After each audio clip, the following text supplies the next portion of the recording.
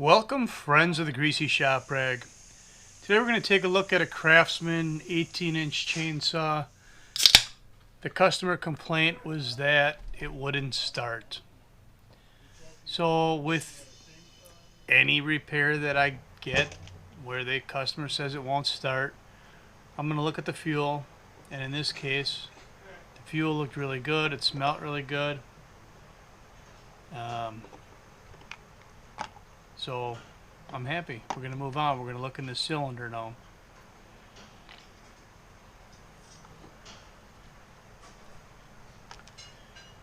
This saw doesn't look like it's got hardly any hours on it at all. So we're going to take our handy dandy scrunch and spin the spark plug out and take a look inside there and see what there is to see. Spark plug is telling me that everything's going to be alright in there, and we get our inspection light in there and sniff around a little bit, and sure enough the cylinder looked really good. So I've got good fuel, I've got a clean cylinder. We're going to test for spark. Excuse the camera work here, but you couldn't see it.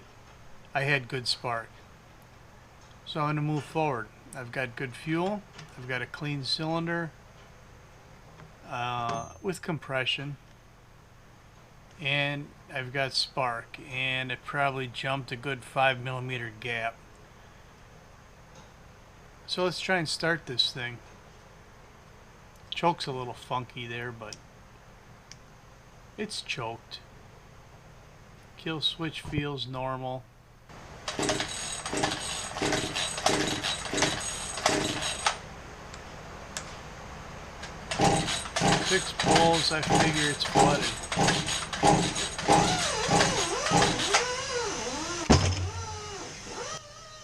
Another 10 pulls, didn't clear it or start it, didn't burp, pop, fart, or nothing.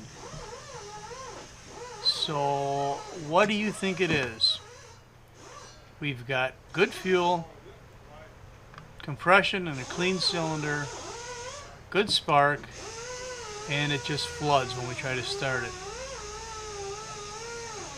There's a couple of possibilities. And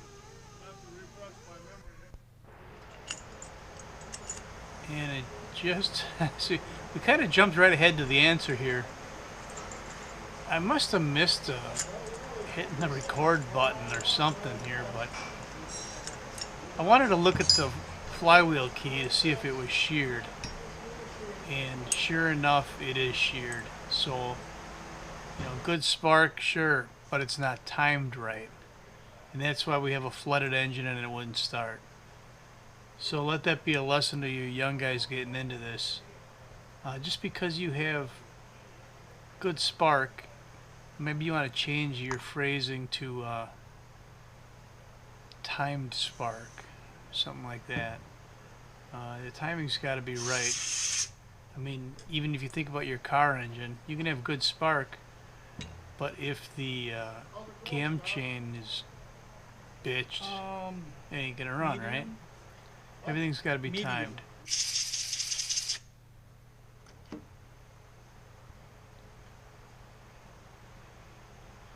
So what are we going to do? Well,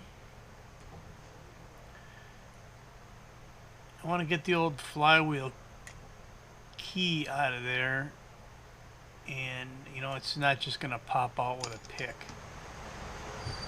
So it's a half moon key. We can just take a punch and tap on one side of it, and that'll rock it in its groove, and then we can just grab it with the pliers and pull it out of there.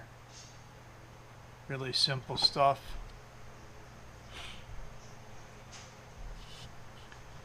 So I'm thinking right now, you know, this is going to cost this guy a bunch of money to replace the flywheel. It probably won't even be worth it.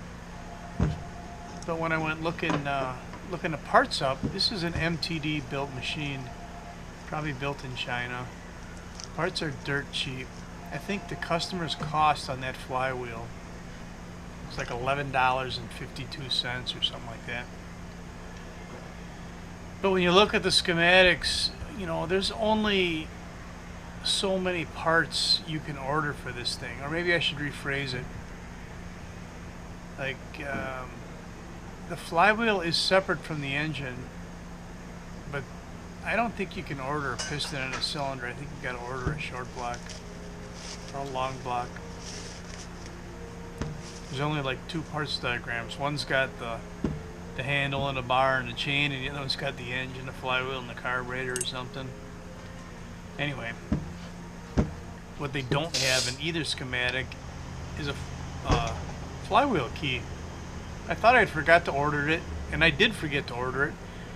And part of the reason I forgot is because it wasn't in the picture next to the flywheel. I went back and looked. And that's kind of a bummer because it's some metric, you know, well, Chinese I forgot to order a version. key. And you won't Wonderful. see it in here, but there's 15 minutes of modifying a key to fit in there decent. And for a flywheel that already sheared once, modifying a key and sticking it in there and maybe not getting perfect tight tolerances, that could be a problem. It could break again. So I got to be careful about how I proceed. I wanted to lap the flywheel to the crank, and I just kind of give you an idea of how I did it, but you're only going to see a few seconds of doing it. Basically, when I was thinking about doing this, I was going to hold the flywheel, pull the spark plug out, pull the starter rope, and spin the crank, and machine them two pieces together, the crank and the flywheel. Not even thinking that the starter's on the flywheel and not on the other side. Anyway, this will work out just fine. So I took some valve grinding compound and kind of lapped the two together a little bit. Then I cleaned everything back up. Now I know a little trick some guys say is to leave that lapping compound on there, and I've heard of guys not even running a keyway, just changing the timing on their engine by using valve grinding compound and tightening the nut down really good. Well, I wanted to use red Loctite on there, and that's what I did. I put the red stuff on, and that's what you saw me wiping up there a minute ago. And now I'm just using blue Loctite on the new flywheel nut.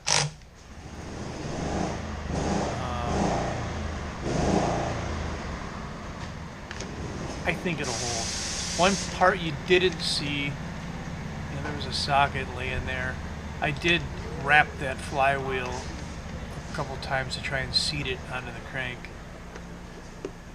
I know the whole monkey business about making a key and lapping the flywheel on there. Come on now, that ain't even bullshit. That's horse shit.